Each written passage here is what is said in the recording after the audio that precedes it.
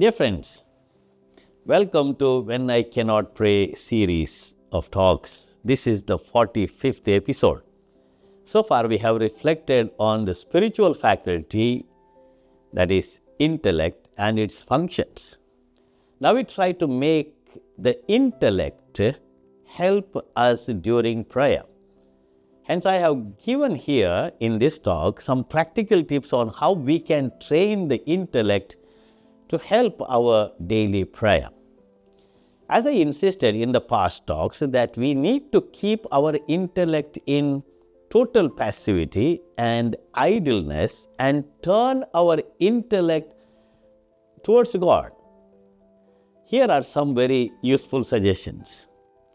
Training the intellect during prayer, how it can be achieved. We can actively train our intellect in various ways to keep itself in this passivity and idleness. First of all, we need to turn our intellect voluntarily to God, who is everywhere without getting preoccupied with tangibly feeling Him. When we speak of tangibly feeling Him, that is, we would like to have that experience in our body that we are close to God. Through our intellect, we can think of God and His marvels without getting attached to our ability to produce many thoughts about Him and thus feel that in our body. So that should be slowly avoided because we become too emotional and we portray our own understanding of God. Why do we need to be passive during prayer? Often our intellect becomes violent in its reasoning, shaking off every belief in God. I have come across people asking me about, is there God? Is there life after death? Thoughts about the existence of God may disturb us. Our intelligence may ask questions regarding the scientific and technological progress and new inventions that lead human person to achieve so many marvelous things, perhaps without thinking about God, because there are many scientists who do not believe in God. When we depend too much on reasoning and logic, there is little place for faith. Such thoughts can also lead us to a kind of atheistic thoughts and atheism. This is how our intellect can be wild, led by mistaken reasons. They think life is short and sad and there is no cure for death. It was never heard that anyone came back from netherworld. By chance we were born. When life is over, it will be as if we never existed. The breath in our nostrils is life, a puff of smoke, and thought is no more than a spark resulting from the movement of the heart. Put this out of the body, turn to ashes, the spirit melts away like idle air. Our days are like the passing of a shadow from death. There is no returning back. The seal is set, no one returns. This is the way reason goes. Wisdom chapter 2 verses 1 to 21. They ask questions. Who has seen God? Is there life after death? Here then is the need for training the intellect through simple faith. This signifies banishing all thoughts dangerous to our faith and simply placing our trust and confidence in God, who is so close to us in our daily activities. This is in fact the active role of faith. In a concrete way, faith means blinding ourselves and letting God lead us. Our intellect normally does not allow itself to be blinded. It needs explanation of every event and circumstance. It calculates, it reasons and reflects and tries to find out its own way to get proofs and answers. Journey to God cannot be a reality if we rely too much on our intellectual reasoning and meticulous calculations. God cannot be accessible through the reasoning of the intellect. St. Paul writes, "What eye has not seen and ear has not heard, and what has not entered the human heart, what God has prepared for those who love Him." this God has revealed to us through the Spirit, the natural person does not accept what pertains to the Spirit of God. That is 1 Corinthians chapter 2 verses 9 to 14. In faith, God leads us through the way we do not know. With such a disposition, God can draw us gradually and easily to supernatural contemplative experience. How can we be passive through faith during prayer? And this has to be learned through our own experience. We know that we can get knowledge of the things we see, touch, hear, taste and smell. It is normal. We get it.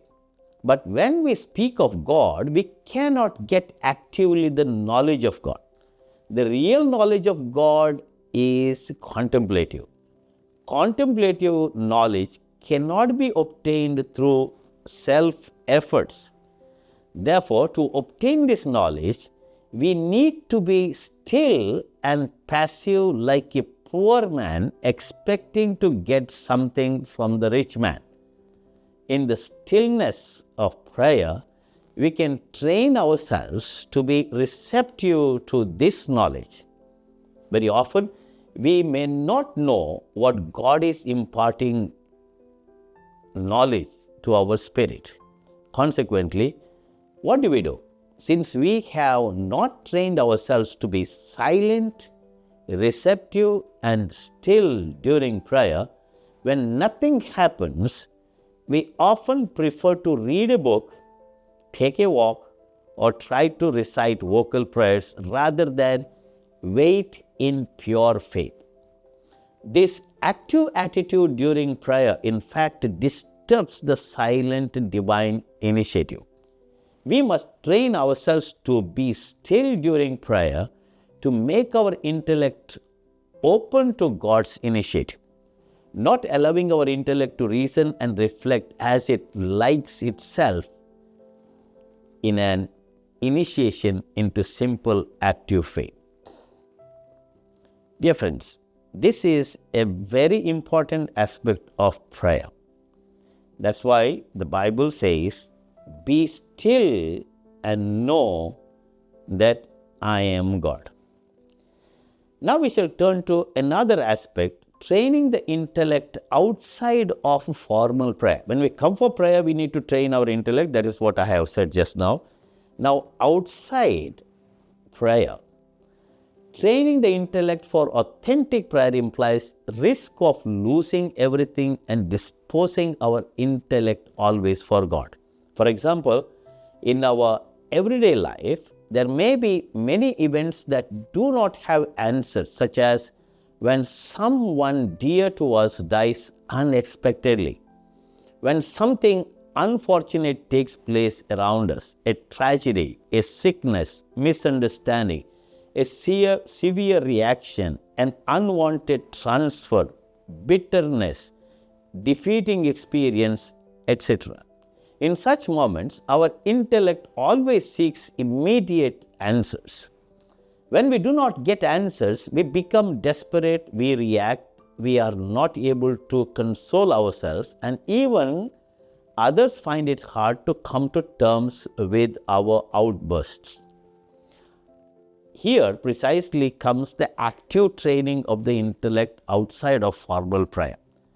This attitude does not in any way mean repression or suppression of our thoughts or repression or suppression of seeking justice. Faith is elevation of our intellectual thought process to God. If we have not trained our intellect to be passive for prayer, disappointing and painful occasions can be detrimental to building up a relationship with God. Hundreds of people have lost their trust in God on hard, difficult and tragic situations when they were not able to elevate themselves to God. The inability to cope up with such situations eventually results in rupture of relationship with God. Training our intellect to be passive during prayer signifies that we surrender ourselves to God in such difficult and challenging situations, accepting it as the will of God, which is bitter and darkness to our intellect during our daily life. When the intellect is disposed for God's passive intervention, we surrender ourselves. Painful occasions are actually the opportunities to allow God to visit us in prayer. This way, we passively receive God's inflow into our spirit. Dear friends, this does not mean that we have to be totally passive without doing anything when an injustice is done to us. We need to fight for justice. We need to fight for our right. We have an innate tendency to think that we are always in the right. This attachment to being right often creates suffering because it is almost always impossible to be right at all times. Normally, people do not like to be told how they should think and that they are wrong if they disagree with us. When people encounter such a stance, they automatically shut us out of their consciousness and a barrier has been erected. If we are the ones being shut out because of our inability to listen, there cannot be more opportunity to establish a relationship. For every idea that we absolutely know is right cannot be right because there are millions of people who believe that we are wrong. This dichotomy of right versus wrong gets us into a mess. To be detached, we must know that all right versus wrong dichotomies are inventions of people. Right cannot exist independent of people. Here we need the help of grace to accept that we are not always right or cannot be always correct. This is how we can train our intellect to be silent at times. It is better to train ourselves to do what is more loving, more generous, and more beautiful than merely do what is right. This is another way to train our intellect outside of formal prayer. God can train our intellect better than we do. He does it whenever He wishes. Refer Job chapter 1 verse 12. Allowing our intellect to be trained by God signifies understanding the will of God on tragic, difficult and challenging situations. This is actually hard if we do not have faith. It becomes impossible for us to cope up with such situations if our faith is not activated through God's grace and through our generous cooperation. That is why Jesus told His disciples that if they had faith as little as a mustard seed, they would do marvelous things in their lives. Marvels can happen even in our lives provided we have strong faith. That is why faith energizes the intellect. Our intellect can be trained for God experience only through faith. Simple faith can lead us to the experience of dark faith, where we perhaps never understand God's work in our soul. Summing up, we affirm that unless we monitor the activity of our intellect, it will be always difficult to enter into deep prayer. We may spend a lot of time in vocal prayers, reading books, and producing a lot of new insights and ideas during prayer. Prayer cannot be that. Real prayer is allowing God to work in us during prayer and also during our daily life. We have suggested a few ways to control the activity of the intellect and lead it to passivity. This leading it to passivity should not be in any way attempted in the beginning stages of prayer. Only when we have a disinclination for imagination and discursive prayer, we need to learn to keep the intellect in passivity. Passivity itself can be prayer, provided we are free from grave sin and from voluntary and deliberate mistakes. Training our intellect for prayer is a very useful method for entering deeper into God relationship.